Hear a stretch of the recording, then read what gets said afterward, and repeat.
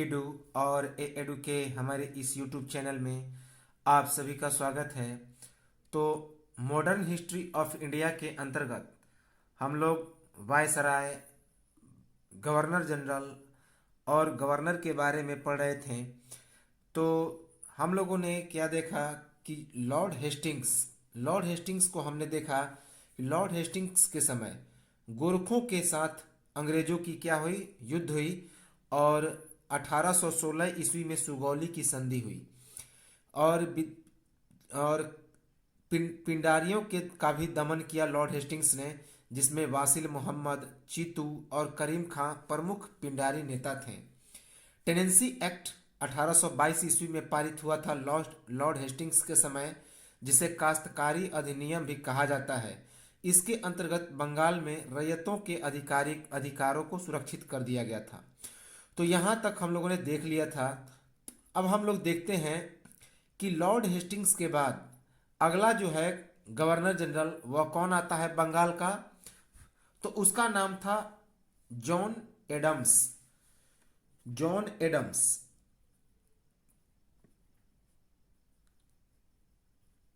यह जो John Adams था 1823 ईस्वी में कुछ ही दिनों के लिए, कुछ ही महीनों के लिए यह बनता है, इसलिए इसे अस्थाई कहते हैं। यह अस्थाई गवर्नर जनरल था। याद रखेंगे कौन? John Adams. किसके बाद? तो लॉर्ड हेस्टिंग्स के बाद। लॉर्ड हेस्टिंग्स याद रखेंगे। जॉन एडम्स 1823 ईस्वी में यह कैसा होता है? तो अस्थाई, बंगाल का अस्थाई गवर्नर जनरल।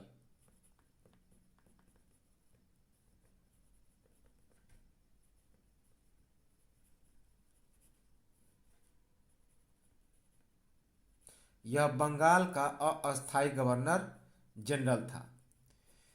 इसके बाद 1823 ईस्वी में 1823 ईस्वी में अगला जो गवर्नर जनरल बनता है उसका नाम था लॉर्ड एमहर्स्ट।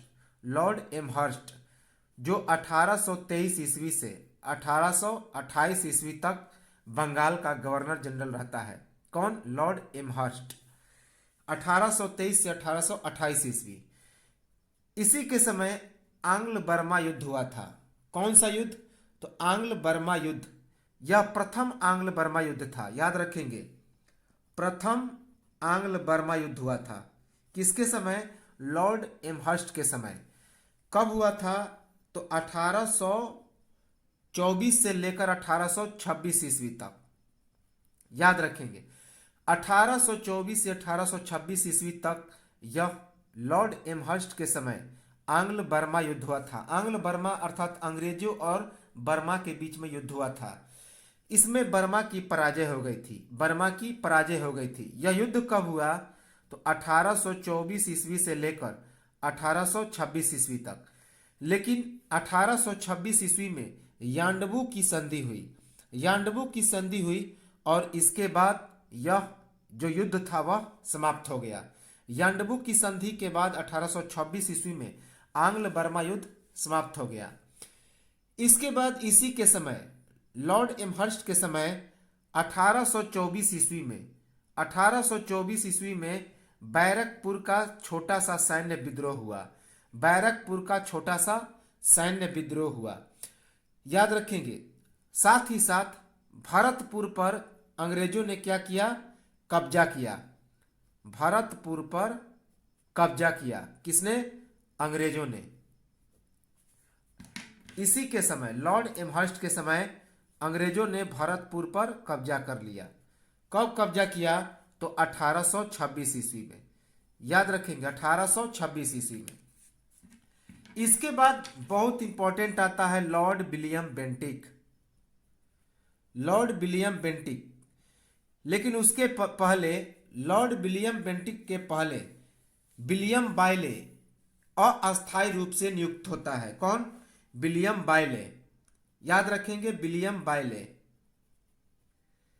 विलियम बायले कब तक रहता है? तो 1828 ईस्वी में ही थोड़े दिनों के लिए क्या कर रहता है? तो अस्थायी गवर्नर जनरल बनता है। अस्थाई गवर्नर जनरल।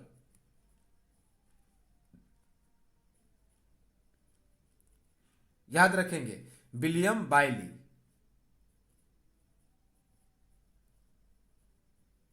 विलियम बायले, जो 1828 ईस्वी में ही नियुक्ति होती है इसकी, और 1828 ईस्वी तक ही यह अस्थायी गवर्नर जनरल के रूप में बंगाल का अस्थायी गवर्नर जनरल रहता है। इसके बाद लॉर्ड विलियम बेंटिक, बहुत महत्वपूर्ण है Lord William Bentinck. Lord William Bentinck 1828 ईस्वी से लेकर 1835 ईस्वी तक रहता है। कब? 1828 से 1835 ईस्वी तक। लॉर्ड विलियम बेंटिक को क्या कहा जाता है? तो भारत का प्रथम गवर्नर जनरल। याद रखेंगे, सबसे इंपॉर्टेंट है, इसके बारे में पूछा जाता है कि यह बंगाल का अंतिम गवर्नर जनरल था। कौन था? तो बंगाल का अंतिम गवर्नर जनरल था। क्यों अंतिम गवर्नर जनरल था? क्योंकि इसी के समय 1833 ईस्वी का चार्टर एक्ट पारित हुआ, और इस चार्टर एक्ट के तहत जो बंगाल के गवर्नर होते थे, अब उनका नाम बदल के क्या कर दिया गया? भारत का गवर्नर जनरल। तो इसी कारण लॉर्ड विलियम बेंटिक को बंगाल का अंतिम गवर्नर जनरल कहा जाता है। यह 1828 से 1835 ईस्वी तक बंगाल का अंतिम गवर्नर जनरल, और उसके बाद भारत का प्रथम गवर्नर जनरल बना। 1828 से 1833 तक यह बंगाल का अंतिम गवर्नर जनरल रहता है। तो याद रखेंगे, 1828 से 1833 ईस्वी तक। उसके बाद 1833 से 1835 ईस्वी तक यह भारत का प्रथम गवर्नर जनरल बनता है। याद रखेंगे, भारत का प्रथम गवर्नर जनरल। तो काफी इंपॉर्टेंट फैक्ट है कि बंगाल का अंतिम गवर्नर जनरल कौन था? तो लॉर्ड विलियम बेंटिक। और यदि पूछा जाएगा कि भारत का प्रथम गवर्नर जनरल कौन? तो लॉर्ड विलियम बेंटिक। राजा राम मोहन राय के साथ मिलकर लॉर्ड विलियम बेंटिक ने 1829 ईस्वी में सती प्रथा की समाप्ति की। तो काफी इंपॉर्टेंट है, 1829 ईस्वी में राजा राम मोहन राय के साथ मिलकर लॉर्ड विलियम बेंटिक ने सती प्रथा की समाप्ति की। याद रखेंगे, किस कानून के तहत? तो कानून की धारा 17 के अनुसार सती प्रथा की इसने क्या की? तो समाप्ति की। तो यह भी पूछा जाता है, किस कानून के अनुसार? तो कानून की धारा 17 के अनुसार। कानून की धारा 17 के अनुसार।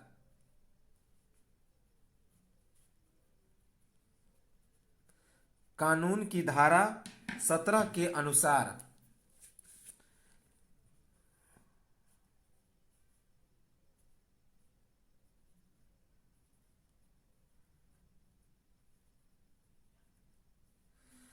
तो राजा राम मोहन राय के साथ मिलकर लॉर्ड विलियम बेंटिक ने सती प्रथा की समाप्ति की। कब? 1829 ईस्वी में। किस कानून के तहत? तो कानून की धारा 17 के अनुसार। याद रखेंगे, कर्नल कैप्टन स्लीमन ने ठगी प्रथा की समाप्ति की। तो याद रखेंगे कि लॉर्ड विलियम बेंटिक के सहयोग से कैप्टन स्लीमन ने ठगी प्रथा की समाप्ति की।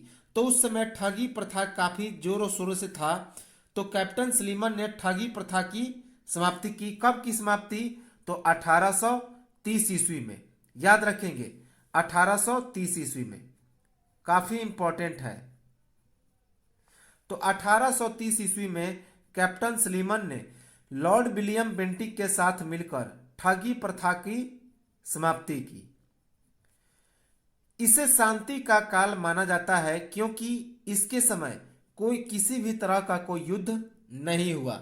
तो लॉर्ड विलियम बेंटिक के समय किसी भी तरह का कोई युद्ध नहीं हुआ, इसी कारण इसके समय को शांति का काल माना जाता है। 1830 ईस्वी में कंधार, 1830 ईस्वी में कंधार, 1831 ईस्वी में मैसूर, 1834 ईस्वी में कर्नाटक का दुर्ग, इन सभी इलाकों पर लॉर्ड विलियम बेंटिक ने कब्जा किया। तो 1830 ईस्वी में कंधार, 1831 ईस्वी में मैसूर और 1834 में इसने कर्नाटक के दुर्ग पर अपना कब्जा किया। बहुत इंपॉर्टेंट है कि इसी के समय 1833 ईस्वी का चार्टर्ड एक्ट पारित हुआ। तो लॉर्ड विलियम बेंटिक के समय 1833 ईस्वी का चार्टर एक्ट पारित हुआ। इसी चार्टर एक्ट के तहत जो बंगाल का गवर्नर जनरल था, अब उसके पद को समाप्त कर दिया गया और भारत का गवर्नर जनरल का पद बन गया। तो पूछा जाता है कि बंगाल का गवर्नर जनरल का पद किस अधिनियम के तहत समाप्त हुआ? तो चार्टर एक्ट 1833 के तहत। और उसके बाद इस बंगाल के गवर्नर जनरल के पद को समाप्त करके भारत का गवर्नर जनरल का पद शुरुआत हो गया। और इसी कारण लॉर्ड विलियम बेंटिक के शासनकाल को दो भागों में बांटकर देखा जाता है, एक बंगाल के गवर्नर जनरल के रूप में और दूसरा भारत के गवर्नर जनरल के रूप में।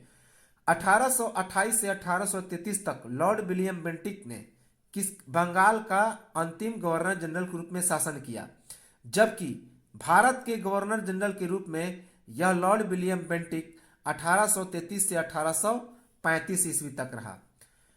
लॉर्ड मैकाले की शिक्षा नीति के तहत अंग्रेजी को शिक्षा का माध्यम बनाया गया।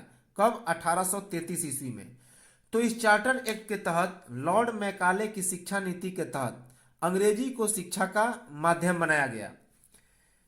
इस चार्टर एक्ट के तहत गवर्नर जनरल की जो काउंसिल थी उसकी संख्या बढ़कर 4 हो गई। गवर्नर जनरल की काउंसिल की संख्या बढ़कर 4 हो गई।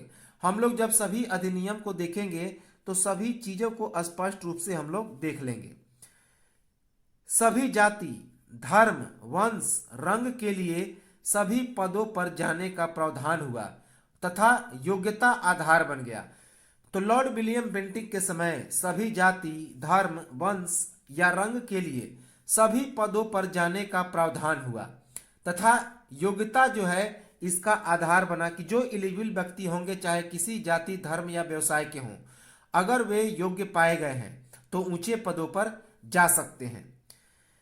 कलकत्ता में एक मेडिकल कॉलेज की स्थापना की 1835 ईस्वी में। तो लॉर्ड विलियम बेंटिक ने कलकत्ता में एक मेडिकल कॉलेज की भी स्थापना की 1835 ईस्वी में। याद रखेंगे। अब लॉर्ड विलियम बेंटिक को हम लोग और कुछ देखते हैं। तो देखिए, लॉर्ड विलियम बेंटिक जो था, लॉर्ड विलियम बेंटिक 1803 ईस्वी में यह बंगाल का गवर्नर जनरल बनने से पहले 1803 ईस्वी में मद्रास का गवर्नर था। तो लॉर्ड विलियम बेंटिक पहले क्या था? तो 1803 ईस्वी में मद्रास का गवर्नर था। 1806 ईस्वी में लॉर्ड विलियम बेंटिक के शासनकाल में माथे पर जातीय चिन्ह लगाने और कानों में बाली पहनने पर अंग्रेजी रोक के विरोध में बेल्लोर के सैनिकों ने विद्रोह कर दिया था। तो 1806 ईस्वी में लॉर्ड विलियम बेंटिक के शासनकाल में ही माथे पर जातीय चिन्ह लगाने, अर्थात जो लोग अपने टीका लगाते थे या फिर कुछ और लगाते थे जिससे उनके धर्म का बोध होता था, तो इस प्रकार जातीय चिन्ह लगाने और कानों में बाली पहनने पर अंग्रेजी रोक के विरोध में अंग्रेजों ने क्या किया? तो विरोध किया लॉर्ड विलियम बेंटिक के शासनकाल में। लेकिन इसी रोक का भारतीयों ने विरोध किया, क्योंकि उन्हें लग रहा था कि हमारे धर्म और जाति का हनन हो रहा है। तो इसी कारण बेल्लोर के सैनिकों ने क्या कर दिया? तो विद्रोह कर दिया 1806 ईस्वी में। उस समय कौन था भारत का गवर्नर जनरल? तो Lord William Bentinck. Lord William Bentinck ने शिशु बालिका हत्या को भी अवैध घोषित कर दिया। तो भ्रूण में जो बच्चियों की हत्या हो जाती थी, तो लॉर्ड विलियम बेंटिक ने उस शिशु बालिका हत्या को भी अवैध घोषित किया। इसने हस्तक्षेप की नीति का पालन किया। हस्तक्षेप अर्थात भारतीयों के साथ इसने क्या किया? हस्तक्षेप करने का काम शुरू किया। जैसे कि 1834 ईस्वी में कुर्ग एवं मध्य केचर पर कब्जा किया। कुर्ग एवं मध्य केचर पर 1834 ईस्वी में कब्जा किया। और हमने अभी बताया क्या कि 1831 ईस्वी में किस पर कब्जा किया था? तो मैसूर पर। याद रखेंगे। मार्च 1833 ईस्वी। तो मार्च 1833 ईस्वी में 7 मार्च 1833 ईस्वी को लॉर्ड मैकाले की अनुशंसा पर अंग्रेजी को शिक्षा का माध्यम बनाया तथा कानून का वर्गीकरण किया। तो कभी कभी डेट पूछ लिए जाते हैं कि अंग्रेजी को शिक्षा का माध्यम किसने बनाया, तो लॉर्ड विलियम बेंटिंक ने। किसकी अनुशंसा पर, तो 7 मार्च 1833 ईस्वी को लॉर्ड मैकाले की अनुशंसा पर। अभी हमने देख लिया। साथ ही साथ 7 मार्च 1833 को इसने कानून का भी वर्गीकरण किया, इसी लॉर्ड मैकाले की अनुशंसा पर। तो कानून का भी इसने वर्गीकरण किया। 1833 ईस्वी में धारा 87 के अंतर्गत कानून बनाकर जाति या रंग के स्थान पर इसने योग्यता को आधार बनाया। तो अभी हमने क्या देखा कि इसने उच्च पदों पर जाने के लिए सभी लोगों को छूट दे दिया कि जो योग्य हैं वे किसी भी उच्च पद पर जा सकते हैं। लेकिन किस धारा के तहत, तो 1833 ईस्वी में धारा 87 के अंतर्गत इसने एक कानून बनाकर जाति, रंग या धर्म के स्थान पर योग्यता को आधार बनाया। और अभी हमने बताया कि 1835 ईस्वी में इसने कलकत्ता में एक मेडिकल कॉलेज की स्थापना की। तो ये तो था हमारा लॉर्ड विलियम बेंटिंक, जिसे सुधार के नाम, इसे भारत में ऐतिहासिक सुधार के लिए जाना जाता है, खास करके सती प्रथा उन्मूलन के लिए। तो काफ़ी इंपॉर्टेंट है। लॉर्ड विलियम बेंटिंक को यदि जाना जाता है तो सती प्रथा उन्मूलन के लिए, याद रखेंगे। बेंटिंक के बाद अगला जो बनता है वह चार्ल्स मेटकॉफ था। इसे लॉर्ड मेटकॉफ के नाम से भी जाना जाता है। तो चार्ल्स मेटकॉफ या लॉर्ड मेटकॉफ, याद रखेंगे, चार्ल्स मेटकॉफ। चार्ल्स मेटकॉफ जो 1835 ईस्वी से लेकर 1836 ईस्वी तक, 1835 से 1836 ईस्वी तक क्या रहता है, तो यह भारत का गवर्नर जनरल बनता है। इसे समाचार पत्र का मुक्तिदाता कहा जाता है। तो बहुत ही इंपॉर्टेंट है, समाचार पत्र का मुक्तिदाता कहा जाता है या भारतीय प्रेस का मुक्तिदाता भी कहा जाता है। भारतीय प्रेस का मुक्तिदाता।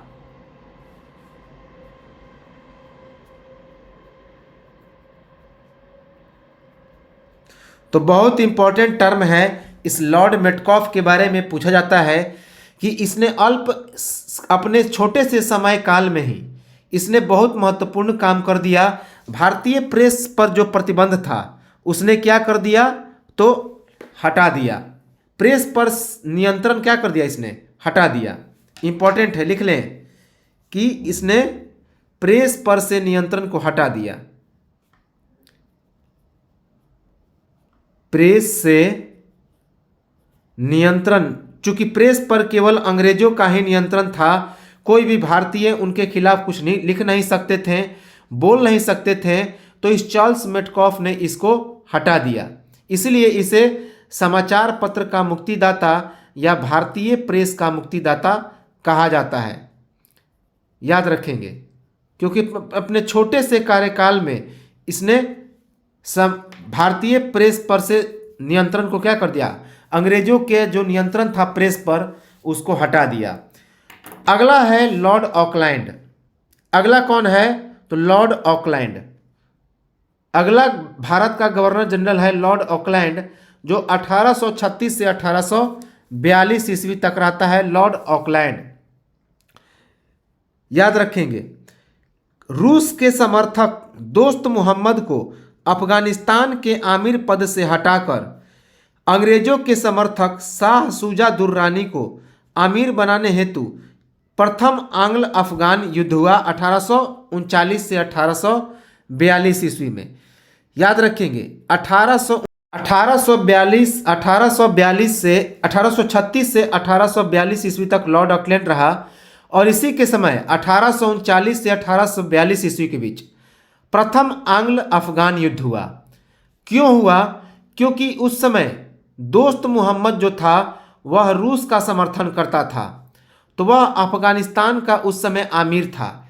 तो अफगानिस्तान का उस समय आमिर कौन था, दोस्त मोहम्मद, जो रूस का समर्थन करता था। लेकिन लॉर्ड ऑकलैंड क्या चाहता था कि उसको हटाकर शाह शुजा दुर्रानी को अफगानिस्तान का अमीर बनाया जाए। क्यों? क्योंकि वह अंग्रेजों का समर्थक था। तो इसी कारण उस दोस्त मोहम्मद को पराजित करने के लिए लॉर्ड ऑकलैंड के समय प्रथम आंग्ल अफगान युद्ध हुआ। कब से कब तक चला? तो 1839 से 1842 ईस्वी तक। याद रखेंगे कि रूस के समर्थक दोस्त मोहम्मद को अफगानिस्तान के आमिर पद से हटाकर अंग्रेजों के समर्थक शाह शुजा दुर्रानी को अमीर बनाने के लिए प्रथम आंग्ल अफगान युद्ध 1839 से 1842 ईस्वी के बीच हुआ। कलकत्ता से दिल्ली तक जीटी रोड की इसने मरम्मत कराई। कब? 1839 ईस्वी में। तो लॉर्ड ऑकलैंड ने 1839 ईस्वी में कलकत्ता से दिल्ली तक जीटी रोड की मरम्मत कराई। भारतीय विद्यार्थियों को विदेश में जाकर मेडिकल की पढ़ाई की अनुमति मिली। कब? 1842 ईस्वी में। तो मेडिकल की पढ़ाई के लिए विदेश में जाकर पढ़ने के लिए 1842 ईस्वी में भारतीयों को भी अनुमति मिली। किसके समय? तो लॉर्ड ऑकलैंड के समय। याद रखेंगे कि भारतीय भी अब विदेश में जाकर डॉक्टर बन सकते हैं। यह अनुमति मिली लॉर्ड ऑकलैंड के समय 1842 ईस्वी में। इसके बाद अगला जो भारत का गवर्नर जनरल बनता है तो उसका नाम था लॉर्ड एलियन बरो। लॉर्ड एलियन बरो, याद रखें, लॉर्ड एलन बरो भी इसे कहते हैं। तो लॉर्ड एलियन बरो जो 1842 से 1844 ईस्वी तक रहता है। 1842 से 1844 ईस्वी तक भारत का गवर्नर जनरल रहता है। सबसे इंपॉर्टेंट इसके समय पूछा जाता है कि इसने दास प्रथा को समाप्त कर दिया। याद रखेंगे, दास प्रथा को समाप्त कर दिया। कब? 1843 ईस्वी में। यह भी पूछा जाता है कि किस अधिनियम के तहत? तो अधिनियम 5 के तहत। अधिनियम 5 के तहत। तो अधिनियम 5 के तहत लॉर्ड एलियन बेरो ने क्या किया? तो दास प्रथा को समाप्त कर दिया, क्योंकि उस समय गुलाम बनाने की प्रथा काफी जोरों शोरों पर थी। तो दास प्रथा को समाप्त किया। बहुत इंपॉर्टेंट है। कब समाप्त किया? 1843 ईस्वी में। सैनिक कमांडर चार्ल्स नेपियर के नेतृत्व में सिंध पर कब्जा किया। कब? अगस्त 1843 ईस्वी में। याद रखेंगे कि सैनिक कमांडर चार्ल्स नेपियर के नेतृत्व में अगस्त 1843 ईस्वी में लॉर्ड एलियन बेरो ने सिंध पर कब्जा किया। और एक चीज याद रखेंगे कि जो लॉर्ड ऑकलैंड के समय 1839 से 1842 ईस्वी तक जो प्रथम आंग्ल अफगान युद्ध चल रहा था, तो इसी लॉर्ड एलियन बेरो के समय यह प्रथम आंग्ल अफगान युद्ध समाप्त हुआ। याद रखेंगे, तो लिख लेंगे कि लॉर्ड एलियन बेरो के समय, लॉर्ड एलियन बेरो के समय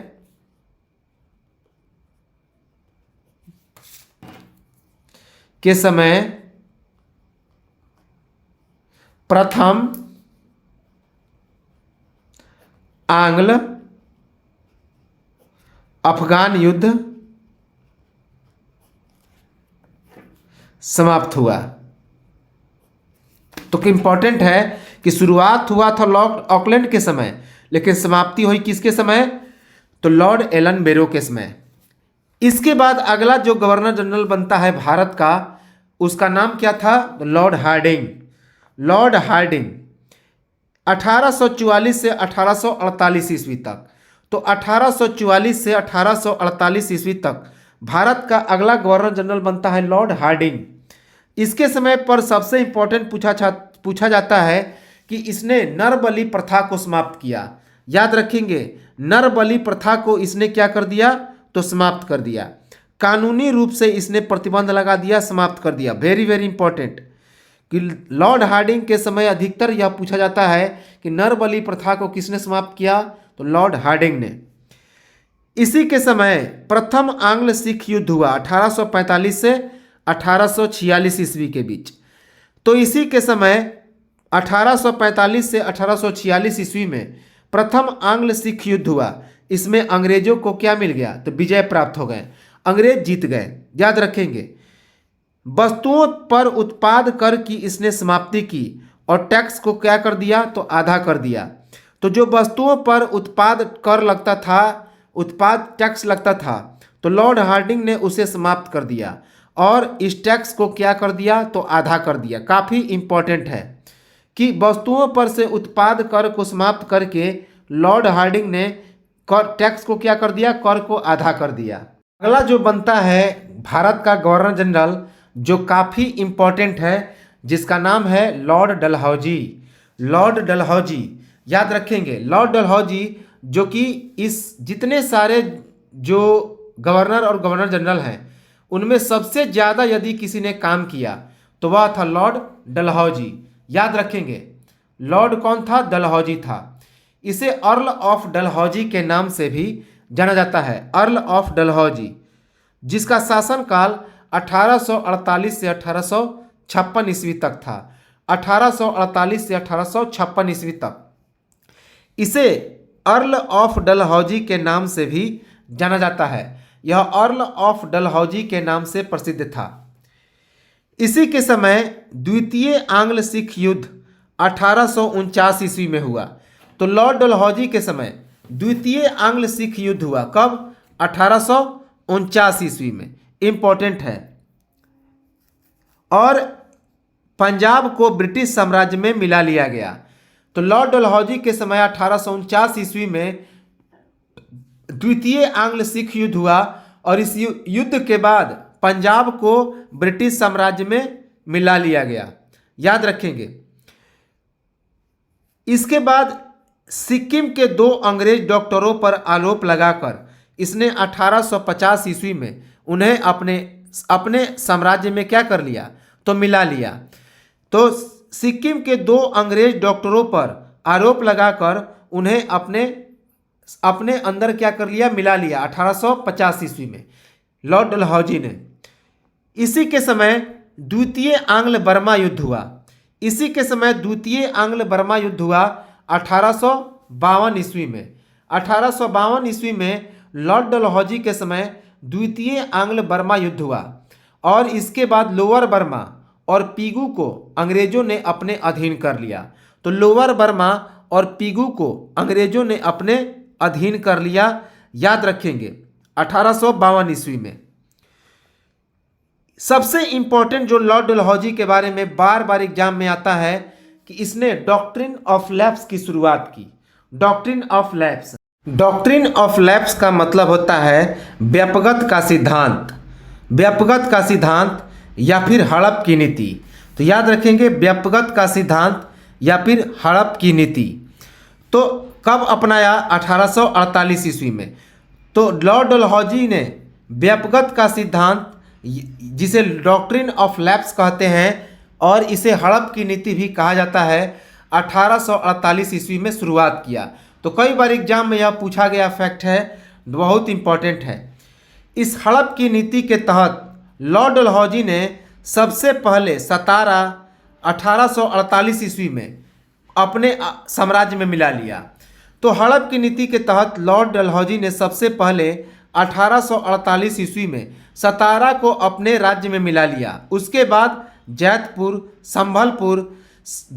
और संभलपुर को 1849 ईस्वी में, फिर बघाट 1850 ईस्वी में, फिर उदयपुर 1852 ईस्वी, फिर झांसी 1853 ईस्वी, फिर नागपुर 1854 ईस्वी, फिर करौली 1855 ईस्वी और फिर अवध 1856 ईस्वी।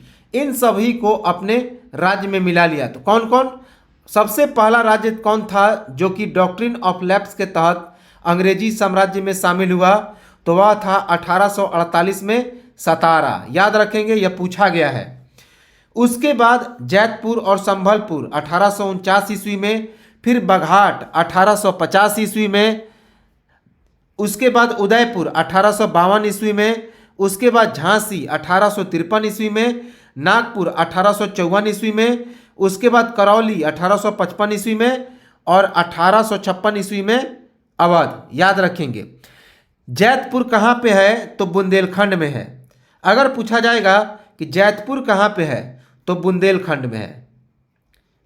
जैतपुर बुंदेलखंड में है, जो कि झांसी और ग्वालियर के पास पड़ता है, बुंदेलखंड। और संभलपुर कहाँ पे है? तो संभलपुर है उड़ीसा में, संबलपुर है उड़ीसा में। उसके बाद बघाट कहाँ पे है? तो हिमाचल प्रदेश में है, बघाट हिमाचल प्रदेश में। उदयपुर कहाँ पे है? तो एमपी में है, मध्य प्रदेश में, मध्य प्रदेश।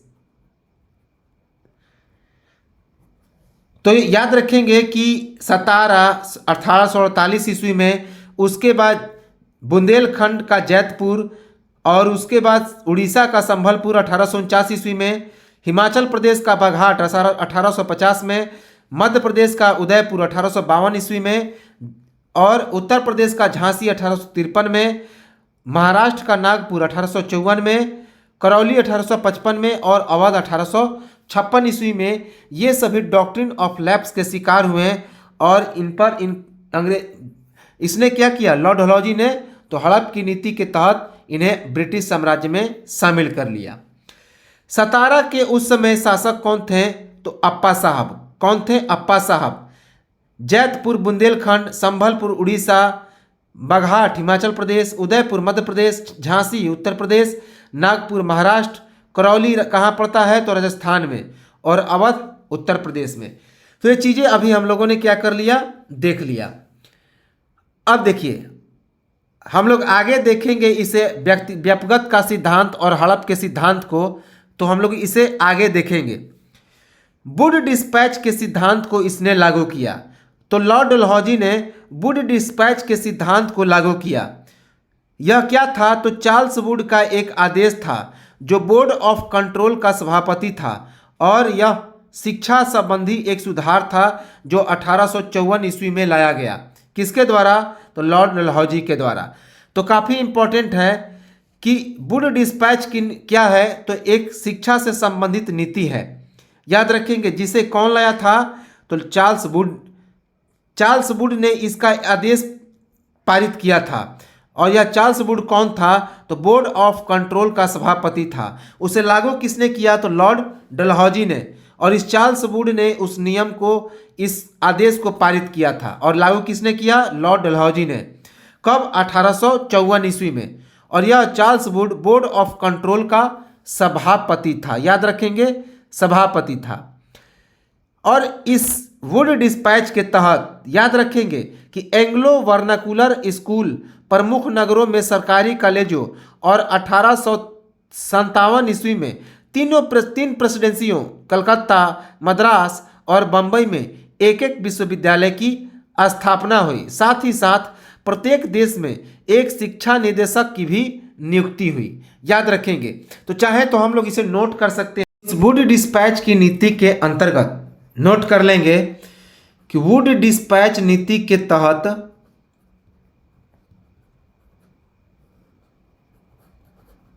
वुड डिस्पैच नीति के तहत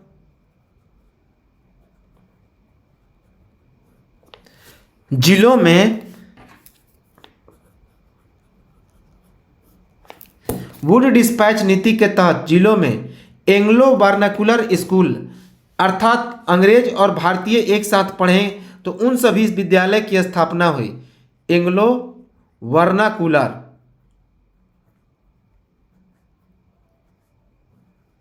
एंग्लो वर्नाकुलर स्कूल।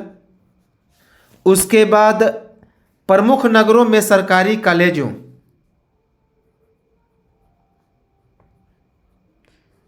प्रमुख नगरों में सरकारी कॉलेजों,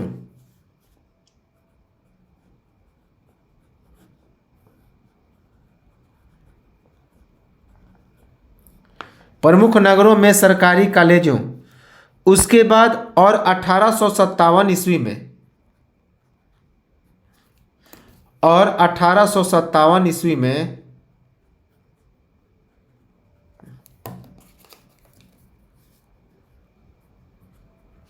एक एक विश्वविद्यालय की स्थापना हुई।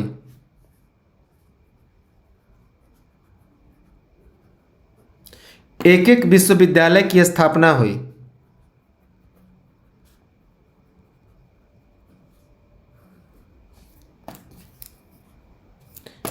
एक एक विश्वविद्यालय की स्थापना हुई।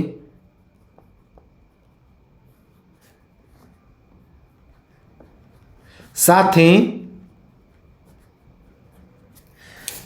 ही मद्रास एवं कलकत्ता, मद्रास एवं बंबई में,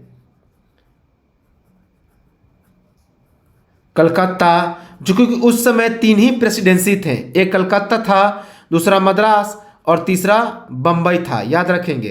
कलकत्ता, मद्रास एवं बंबई में एक एक विश्वविद्यालय की स्थापना हुई।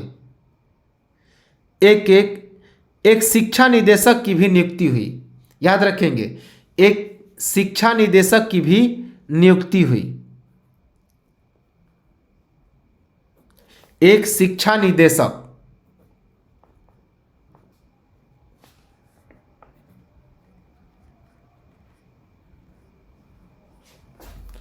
की भी नियुक्ति हुई।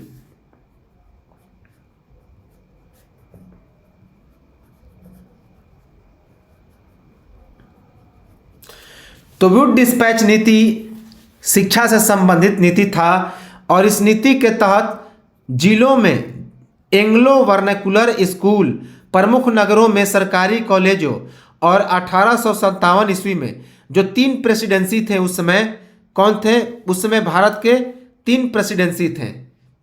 कौन कौन? कलकत्ता, मद्रास एवं बंबई में एक एक शिक्षा निदेशक की भी नियुक्ति हुई, याद रखेंगे। तो ये तो था हमारा आज का लॉर्ड डलहौजी का। हम लोग आगे देखेंगे इस लॉर्ड डलहौजी के और भी सारे कई इंपॉर्टेंट काम हैं, बहुत बहुत इंपॉर्टेंट काम किए लॉर्ड डलहौजी ने, इसे हम लोग आगे देखेंगे। और उसके बाद लॉर्ड डलहौजी के बाद हम लोग का एक और है जो बहुत महत्वपूर्ण है, जिसका नाम क्या है? लॉर्ड कैनिंग और लॉर्ड कर्जन।